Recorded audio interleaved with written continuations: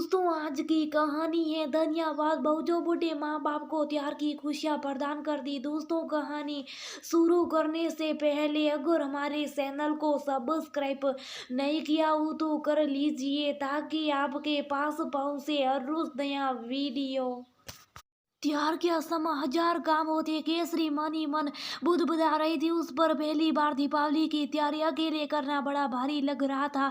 सब काम अधूरा छोड़ कर थोड़ी देर के लिए मूड फ्रेश करने के लिए बालकनी में आकर खड़ी हो गई। सामने राधा सासी के घर में तो बड़ी चहल पहल लग रही थी। खूब ढेर सारे लोग नजर आ रहे थे और सबके सब दीपावली की तैयारियों में मैं सब केसरी मन में ये सोच ही रही थी। तभी राधा सासी दिखाई पड़ गई। हैप्पी दिवाली राधा सासी, हैप्पी दिवाली। केसरी, बड़ी सहल पहले आपके घर तो कोई आया है क्या?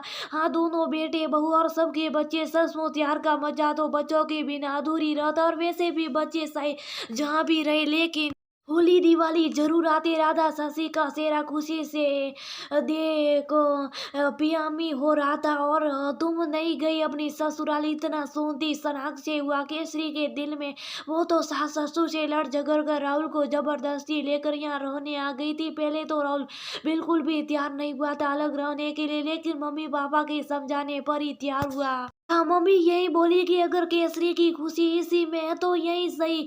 बस बेटा तुम मिलते आने। राधा राधा काकी की बात सुनकर केसरी सोचने लगी कि राहुल तो अपने मम्मी पापा की इकलौती संतान है और वो भी त्योहार में उन लोगों के साथ नहीं होगा। कितना लाड साफ करती थी सासू माँ हर त्योहार पर उसका, लेकिन वो कितनी शान फरामोश निकली जबकि मम्मी ने राहुल की खुशी की खातिर बिन माँ बाप की बच्ची को हृदय से लगाकर अपनाया था।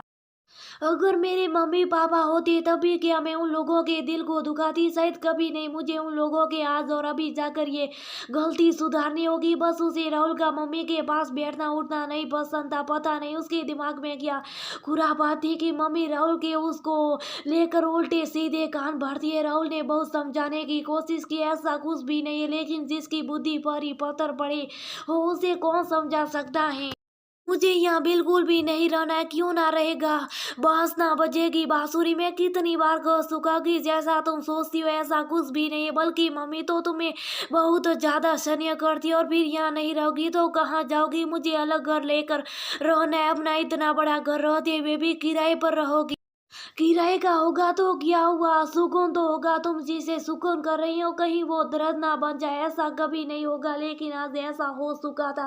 केसरी के दिल में मम्मी पापा के लिए अजीब सा दर्द उठ चुका था। राहुल ऊपर बालकनी में झाड़ा लगा रहा था। अचानक केसरी ऊपर आकर बोली, राहुल मुझे बिल्कुल अभी मम्मी पापा के पास चलना है। ये क्या कर रही हो तुम? राहुल को एक बार तो अपने कानों पर विश्वास ही नहीं हुआ। हाँ राहुल, मैं बिल्कुल सही करी। मुझे बहुत बड़ी गलती हुई। माँ बाप और बेटे के बीच में दीवार खड़ी करके अभी ज्यादा देर नहीं हुई है।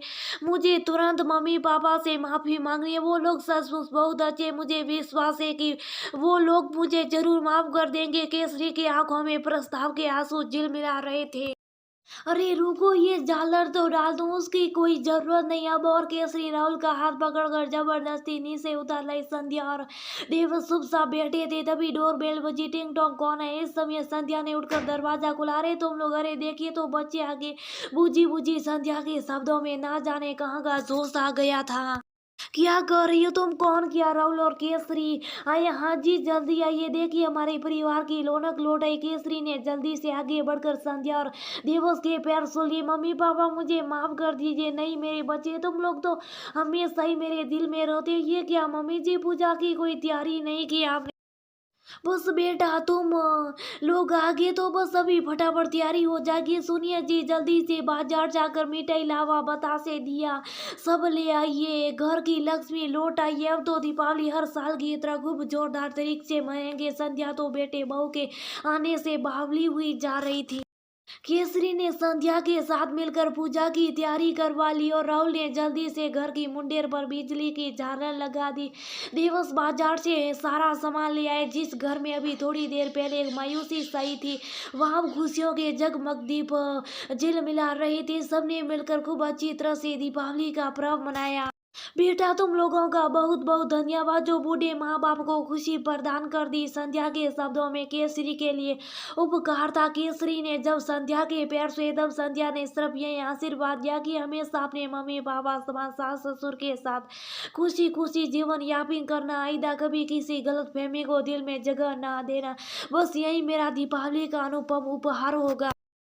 मम्मी जी अब वो दिन कभी भी नहीं आएगा कि जो हम लोग आप लोगों से जुदा हो। केसरी संध्या के गले लग गई और संध्या ने भी उसे अपने कलेजे से लगा लिया और सब लोग मिलजुल कर पटाखे छुड़ाने की तैयारी कर